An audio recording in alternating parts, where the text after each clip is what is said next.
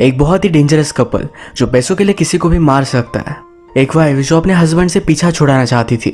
एक suicidal writer. इसी तरीके के फॉल्टी कैरेक्टर्स को लेकर एक सेटिंग में डाल दिया जाए तो फिर क्या होगा, ये आज की हमारी मूवी इसका बेस्ट एग्जाम्पल है।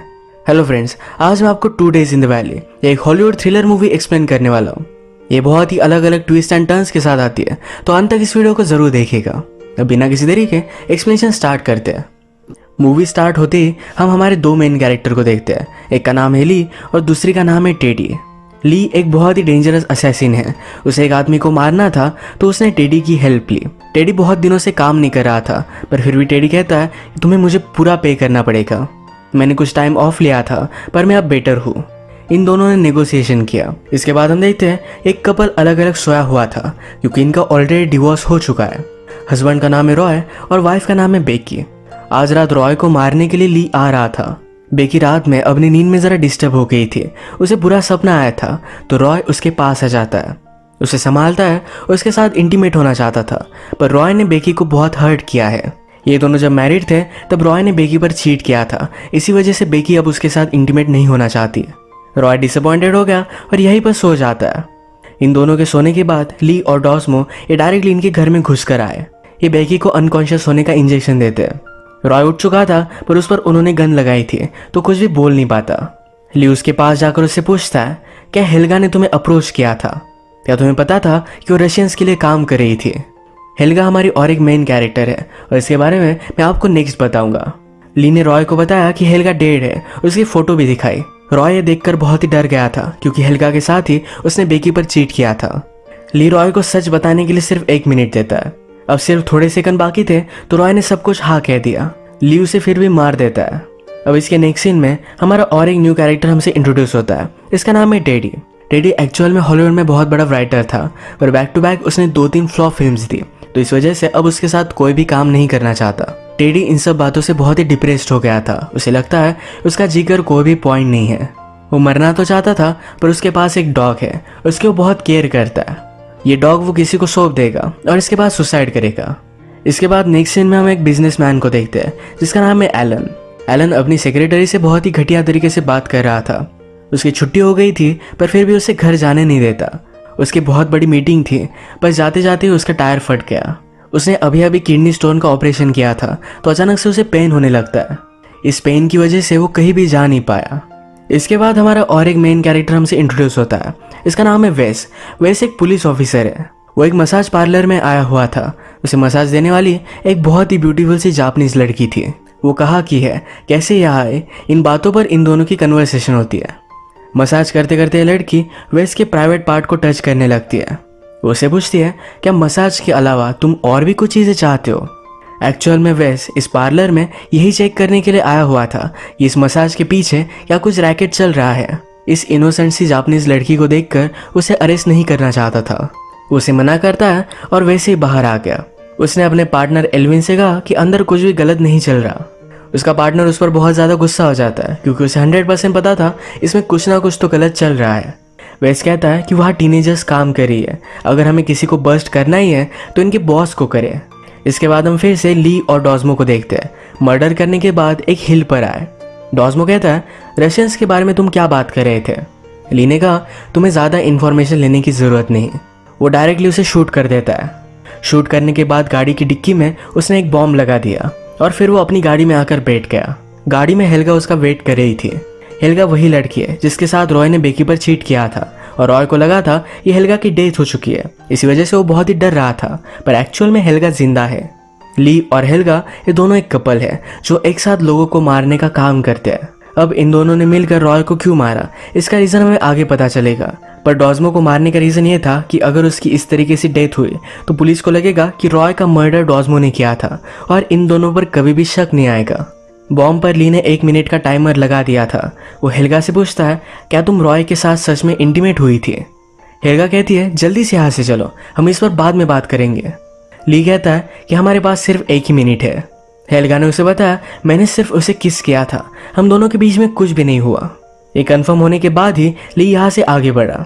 इन दोनों के जाने के बाद हम देखते हैं कि डॉस्मो अभी भी जिंदा है। वो हमेशा बुलेट प्रूफ जैकेट पहनता है, इस वजह से वो सेफ है। वो इस हिल से नीचे आया तो वहाँ पर एक बहुत ही ब्यूटीफुल सा हाउस था, पर इस हाउस में एक डॉग है।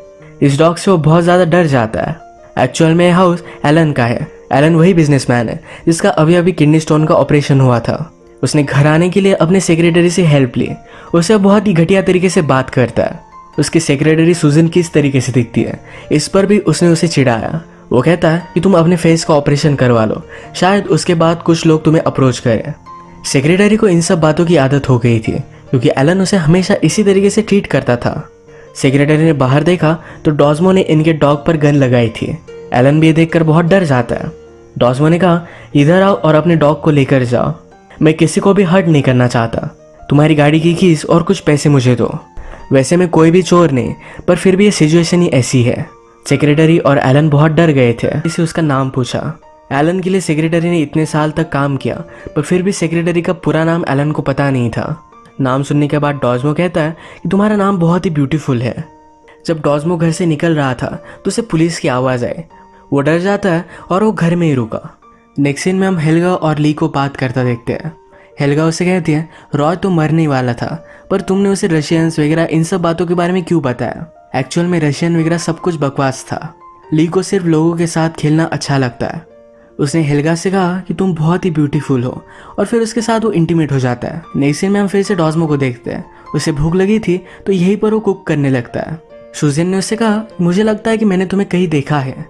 ये दोनों इटालियन थे। तो डॉजमो ने कहा कि पॉसिबल है। इन दोनों ने एक दूसरे को देखा था, पर ये दोनों रिकॉग्नाइज नहीं कर पा रहे थे। सुजन एलन के लिए एज अ सर्वेंट चेयर वगैरह निकाल कर दे रही थी, पर डॉजमो कहता है ऐसा कुछ भी मत करो, अपनी खुद की रिस्पेक्ट क्या करो। डॉजमो सुजन को अच्छी तरीके से ट्रीट करता है तो उसे बहुत अच्छा लगा। जब अगली सुबह बेकी उठी तो रॉय की डेड बॉडी अपने पास पाती है। ये देखकर वो बहुत ही डर गई थी। ऐसे ही भागते भागते वो हाईवे पर आई और हाईवे पर वेस और उसके पार्टनर से टकराती है। वेस आजकल अपने जॉब से अनसेटिस्फाइड था। उसे हमेशा से मर्डर वगैरह इस तरीके की चीज़ों को सॉल्व करना था, पर अपने डिवीजन में उसे ऐसा कुछ भी करने के लिए नहीं मिलता। अब वो बेकी के साथ उसके घर पर जाता है। रॉय का मर्डर देखकर इसे सॉल्व करने के लिए वो बहुत ही एक्साइटेड था। ये एक्साइटमेंट उसके पार्टनर एल्विन ने कम कर दी। वो कहता है ये हमारा काम नहीं, अब हम होमिसाइड को कॉल करेंगे और ये इन्वेस्टिगेशन को कंटिन्यू करेंगे। वेस फिर भी इन्वेस्टिगेशन करने लग गया। यहाँ पर उसे सिगरेट का पैकेट मिलता है।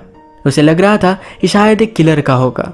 बेकी भी कहती है कि शायद एक किलर्स का ही होगा। इस वर्ड को वेस ने पकड़ लिया कि बेकी ने किलर्स कहा, यानी कि उसे पता था यहाँ पर दो लोग हैं। ये बात वो एल्विन से कहता है कि शायद बेकी इसमें इन्वॉल्व थी, पर एल्विन ने इस बात को इग्नोर कर दिया। इसके बाद नेक्स्ट सीन में हम फिर से टेडी को एक सेमेटरी को विजिट करता हुआ देख सकते हैं। अपनी वाइफ की स्टोन को विजिट करने के लिए आया हुआ था। यहीं पर विजिट करने के लिए एक नर्स आई हुई थी, इसका नाम है ऑड्रे। उसे देखकर टेडी उसके पास गया, कहा कि क्या तुम मेरे डॉग का ख्याल रख सकते हो, मुझे यहाँ से कहीं दूर जाना है। ऑड्रे उसे मना करती है, पूछती है तुम करते क्या हो। टेडी ने कहा कि मैं एक राइटर हूँ। टेडी की एक फिल्म ऑड्रे ने देखी थी, उसे बहुत फनी लगी थी। इस बात पर इन दोनों में बॉन्डिंग होती है। अब ऑड्रे टेडी का डॉग लेने के लिए रेडी थी। वो अपने ब्रदर को गिफ्ट देने वाली है। वो उससे पूछती है क्या तुम मेरे ब्रदर से मिलना चाहते हो जिसके पास तुम्हारा डॉग रहेगा। टेडी भी इसके लिए हाँ कहता है। ये दोनों ऑड्रे के ब्रदर के घर पर आए, पर ऑड्रे का ब्रदर एलन ही है। सुजन देखती है कि ऑड्रे यहाँ आई हुई है। डॉजमो सुजन से कहता है तुम ऑड्रे को संभालो। वो एलन को ऊपर के कमरे में लेकर जाता है। ऊपर जाकर डॉजमो अच्छे कपड़े वगैरह पहन कर रेडी हुआ। डॉजमो नीचे आया और अभी भी उसने एलन पर गन लगाई हुई थी। वो ऑड्रे को सारी सिचुएशन बताता है। अब ये सब लोग उसके बंदी बन गए थे। डॉजमो ने कहा जब तक पुलिस यहाँ से चले नहीं जाते तब तक मैं यहीं रुकूंगा, इसके बाद मैं चला जाऊंगा। इसके बाद नेक्स्ट सीन में हम देखते हैं कि बेकी पुलिस स्टेशन में आई हुई थी। सब फॉर्मेलिटीज कंप्लीट होने के बाद जब वो कार में बैठी तो हेल्गा उसका वेट कर रही थी। इसका मतलब है अपने एक्स हस्बैंड को मारने में हेल्गा का ही हाथ था। एक्चुअल में रॉय के पास एक बहुत बड़ा इंश्योरेंस था। उसकी इस तरीके की डेथ होने के बाद सारे पैसे बेकी को मिलेंगे। इन्हीं पैसों के लिए उसने हेल्गा और ली को हायर किया था। अब जब वो हेल्गा से बात करती तो उस पर बहुत ही गुस्सा थी। एक्चुअल में रॉय का मर्डर कहीं और करने वाले थे, पर हेल्गा के पास उन्होंने किया। वो बहुत ही डिस्टर्ब हो गई थी। हेल्गा कहती है हमने थोड़े से प्लान चेंज किए, इससे कोई भी फर्क नहीं पड़ने वाला। वो बेकी से पूछती है कि पैसे कहाँ है। बेकी ने कहा कि अभी भी वो घर पर ही है। एक प्रॉब्लम बन चुका था क्योंकि यही पैसे लेकर हेल्गा और ली इस टाउन को छोड़कर जाने वाले थे। एक्चुअल में इंश्योरेंस के पैसे अलग है और घर में अलग से $30,000 थे। जब वे होटल पर पहुंचे तो ली को सारी सिचुएशन समझाई जाती है, ली कहता है कि अब मैं घर पर जाकर वो पैसे लेकर आता हूँ। बेकी ने कहा कि वहाँ डिटेक्टिव वगैरह होंगे। ली कहता है कि उससे कोई फर्क नहीं पड़ता, वो उनको भी मार डालेगा। डॉजमो ने घर में सबको बंदी बना कर रखा था, पर डैडी इन सब बातों को एंजॉय कर रहा था। इस सारी सिचुएशन के डायलॉग वो अपनी बुक में लिख रहा है। डॉजमो उसे धमकाने की कोशिश करता है, पर डैडी थोड़ा सा भी नहीं डरता, क्योंकि ऑलरेडी वो सुसाइडल था। वो जिए या मरे इसे कुछ भी फर्क नहीं पड़ता। नेक्स्ट सीन में हम वेस के पार्टनर एल्विन को देखते हैं। एल्विन हमेशा बहुत ही अग्रेसिव रहता था। उसके घर के सामने हमेशा कुछ लोग गोल्फ खेलते हैं, उसकी कांच तोड़ देते हैं। आज फिर से हुआ तो बहुत ज़्यादा गुस्सा हो गया था। डायरेक्टली अपनी गन लेकर ही उनके पीछे वो भागा। उन लोगों ने प्रॉपर पुलिस में कंप्लेंट कर दी। इस वजह से एल्विन का जॉब चला जाता है। रात में बेकी और हेल्गा जब एक साथ थे तो बेकी बहुत ही डिस्टर्ब थी। वो हेल्गा से कहती है, मेरा हस्बैंड चीटर था, उसे मारना कोई भी गलत बात नहीं, पर ली अब जाकर उन डिटेक्टिव को मारने वाला है। वो डिटेक्टिव इनोसेंट है, उन्हें हम नहीं मार सकते। हेल्गा को इससे कुछ भी फर्क नहीं पड़ता, पर इस बात पर इन दोनों में झगड़ा हो गया। फाइट करते करते ही हेल्गा ने एक गन निकाली। इस फाइट में बेकी हेल्गा को शूट कर देती है। वो जल्दी से यहाँ से भाग गई। इस गोली की वजह से एक साइड पर हेल्गा को चोट आई थी। रात में बेकी के घर पर कुछ डिटेक्टिव क्राइम सीन की इन्वेस्टिगेशन कर रहे थे, तभी ली वहां पहुंच गया। वो इन दोनों को मार देता है। सेफ से उसने सारे पैसे निकाल लिए। तभी वहां पर नीचे से वेस आया। ली ने पुलिस का बैज ले लिया और वो प्रिटेंड करता है कि वो भी एक डिटेक्टिव है। वेस ने उससे बात की, कहा कि मैंने एक क्राइम सीन ढूंढा था। बेकी की बातों से ऐसा लग रहा था यहाँ पर 2 किलर्स थे, शायद वो इसमें इन्वॉल्व है। ये सब बातें वो ली को बताता है। अब ली को लगता है कि वेस को उसे मारना पड़ेगा। वो इसे मारने वाला था, तभी हेल्गा ली के पास आ जाती है। ली ने वेस को सिर्फ बेहोश कर दिया। इसी के पैरेलल में हम देखते हैं कि अब रात हो चुकी थी। डॉजमो को यहाँ से निकलना था, पर सब लोगों को अपने साथ वो लेकर चलता है, यानी कि उस पर कोई भी शक ना करे। राइटर उस पर बिलीव नहीं करता कि उन्हें सेफली छोड़ देगा। वो उससे उसका वर्ड मांगता है, वो उसे प्रॉमिस करने के लिए कहता है। डॉजमो ने भी अपना वर्ड उसे दिया। यहाँ सुजन जब अपना जैकेट पहन रही थी तो डॉजमो एज ए जेंटलमैन उसे पहना देता है। आज इन दोनों में बहुत ही अच्छी सी केमिस्ट्री डेवलप हो गई थी। फिर से हम देखते हैं ली ने हेल्गा की कंडीशन देखी। वो बहुत सारा ब्लड लॉस्ट कर चुकी थी, तो वो जिंदा नहीं रह सकती। ली उसे सॉरी कहता है और अब वो उसे मारने वाला था। हेल्गा ने कहा कि प्लीज मुझे 1 मिनट दो। ली उससे पूछता है कि अब तो मुझे सच सच बता दो, क्या तुम रॉय के साथ इंटीमेट हुई थी? हेल्गा कहती कि तुम मुझसे क्या बात कर रहे हो। उसे मारने ही वाला था, पर उसकी गन जाम हो गई। वो डिटेक्टिव की गन लेने के लिए गया, पर तभी हेल्गा वहां से भाग जाती है। भागते भागते वो रोड पर आए और रोड पर डॉजमो और सब लोगों ने उसे नोटिस किया। ऑड्रे एक नर्स है, तो कहती है कि मैं हेल्गा को हेल्प कर सकती हूँ, अभी की अभी गाड़ी रोको। डॉजमो भी मान जाता है। डॉजमो ने हेल्गा को देखा तो उसे पता चल गया कि ली भी आसपास ही होगा। वो जल्दी से यहाँ से निकलकर पास के घर में गया जहाँ पर ली था। इतने वक्त में वेस को होश आ चुका है। वो यहाँ से जा रहा था और ली उसे मारने वाला था, तभी डॉजमो ने ली पर गोली चलाकर वेस को बचा लिया। ली को एक गोली नहीं लगती, ये दोनों एक दूसरे को शूट कर रहे थे और डिटेक्टिव बेचारा बहुत ही डर गया था। ली डॉजमो से कहता है कि बाहर निकलो और डिटेक्टिव को लेकर जाओ, वरना मैं उसे मार डालूंगा।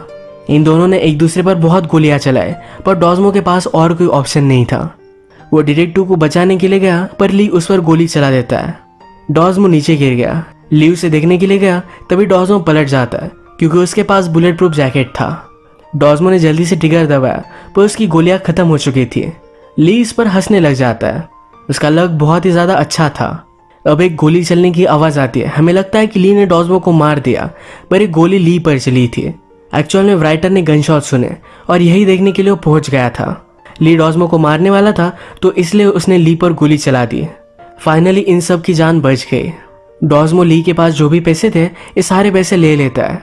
डिटेक्टिव उसे अरेस्ट कर सकता था, तो ये सब पैसे उसने उसे ऑफर किए, पर डिटेक्टिव ने कहा कि जल्दी से यहाँ से चले जाओ, क्योंकि डॉजमो ने उसकी जान बचाई थी। डॉजमो को पैसे भी दे देता है। यहाँ से निकलते वक्त डॉजमो अकेला नहीं, तो उसके साथ सुजन भी आई। आज पूरे दिन में एक दूसरे को लाइक करने लग गए थे। हमारे राइटर को भी अब एक बहुत अच्छी स्टोरी मिल चुकी है। वो अपने लाइफ को लेकर होपफुल था। उसे भी ऑड्रे पसंद है, तो थोड़े दिन में उसके पास जाकर उसे अप्रोच करता है।